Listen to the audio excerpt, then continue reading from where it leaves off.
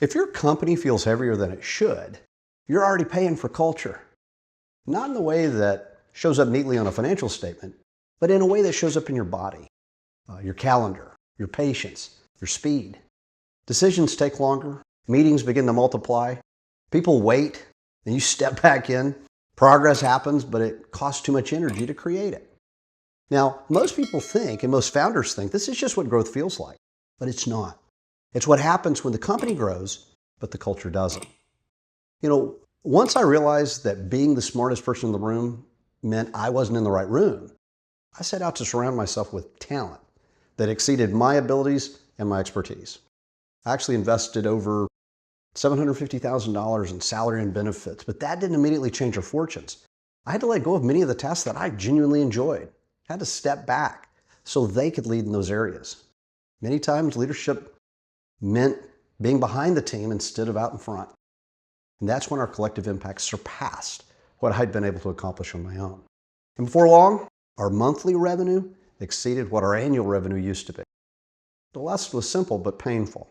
Talent doesn't solve drag if the culture still depends on the founder to create clarity, momentum, and follow-through. Culture quietly drains value across 4 areas: energy, revenue, leadership capacity, and valuation. And the first and foremost cost is energy. In founder-led companies, that usually shows up as friction and delay. The work slows down, decisions bounce around to lots of people, meetings proliferate, leaders hesitate. Everyone's active, but progress feels harder than it should. You see, the hidden issue isn't just operational, it's cultural. And more specifically, it's what happens when uncertainty at the top spreads throughout the organization. When the founder is no longer clear, the company loses clarity. When the founder is carrying too much, the company learns to wait. And that's how energy leaks out of a business. You can usually feel the energy leak before you can name it. Decisions that should take minutes take days because no one's really clear on who owns the call. Projects stall at 80% because people are waiting on you to confirm the final 20%. Meetings exist to clarify what should already be clear. And your leaders escalate issues not because they lack ability, but because the culture has trained them that escalation is safer than ownership. At the founder level, these symptoms are even more revealing. You keep changing or refining priorities.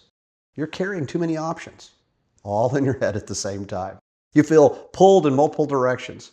Your team stays busy, but they're reading you more than they're reading the plan. And the company starts to mirror your uncertainty. You keep thinking, gosh, if I could just get out of the weeds, we could move so much faster. But the weeds keep growing back because the culture's producing them. And as a founder, you usually don't run out of strategy first. You run out of clarity first. In the early days, the path was obvious. Survival sharpened your focus. Simplicity forced action. Goals were easy and clear. Decisions were fast, and the business moved because you were moving. The scale changes the game. More opportunities, more complexity, more people depend on your direction. What used to feel obvious now feels layered, cloudy, ambiguous. If that uncertainty is not resolved, it doesn't stay private. It spreads. And in founder-led companies, unresolved uncertainty at the top becomes friction everywhere else. And that's why culture determines speed. And leadership culture is the rocket fuel. When leadership culture is activated, clarity spreads, ownership expands, and execution gets lighter. When it's not, the organization burns energy coordinating, checking, waiting, reacting. Speed's not just an operations metric, it's culture output. And most founder-led companies get stuck in the same loop. Uncertainty creates hesitation. Hesitation creates more questions create meetings create delay. Delay creates frustration, and that frustration pulls you back into control. Control reduces ownership, and reduced ownership creates ambiguity all over again. And that drives away your top talent. Look, you don't need more meetings. You need clarity. You don't need to push harder. You need a leadership culture that produces clarity and ownership without you forcing it. What was obvious in the early stage of the business is no longer obvious now. The path that once felt clear becomes cloudy and ambiguous. And when the founder is uncertain, that uncertainty spreads. The organization feels it. It creates a chaotic energy. Lots of activity, very little progress. Meetings that feel productive but produce little. Plenty of agreement and camaraderie, but almost no real accountability. Answer this honestly. What was crystal clear to you in the beginning that's no longer clear now?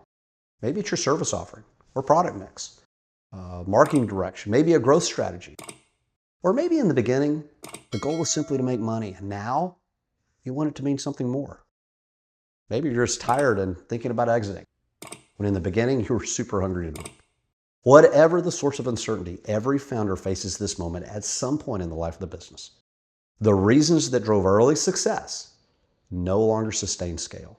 And until that gets resolved, you remain the bottleneck. This really isn't about your team, and it's not about whether they can execute at a higher level. It's about whether you're willing to be honest with yourself about what you actually want. That singular focus that drove you in the early days has now been replaced by options and complexity and opportunity. You have too many tabs open on your mental browser. Clarity begins by closing tabs. And closing tabs means saying no. You can only say no consistently when you're clear on what you truly want. If you're tired, it's not because you're weak. It's because your company is burning energy on friction that absolutely should not exist. When leadership culture is activated, the business gets lighter, decisions speed up, ownership spreads, teams stop waiting on you. You stop being the operating system. This is how founders scale without breaking themselves. Now, if you want to see where your company is paying the culture tax through friction and delay, take the leadership culture assessment. It'll show you where execution is slowing and what you need to do in order to activate leadership culture in your organization.